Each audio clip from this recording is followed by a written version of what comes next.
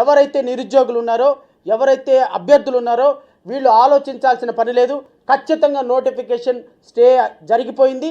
ఏ విధంగానూ ఎగ్జామ్ జరిగే అవకాశం లేదు. ఈరోజు మధ్యాహ్నం జరిగే కేసుల్లో కూడా ఖచ్చితంగా నోటిఫికేషన్ స్టే అవుతుంది. నిరుద్యోగులందరూ కూడా నిరభ్యంతరంగా ఎలక్షన్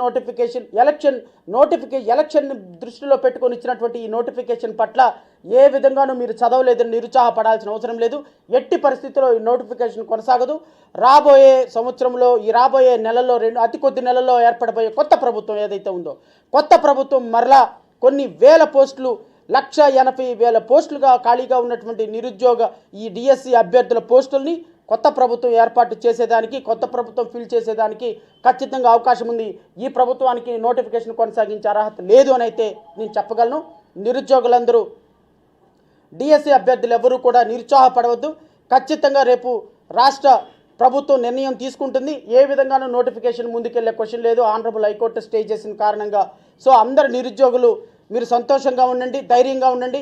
మీ అందరి తరపున పోరాటం చేయడానికి జై భీమ్రావ్ భారత్ పార్టీ ఉంది.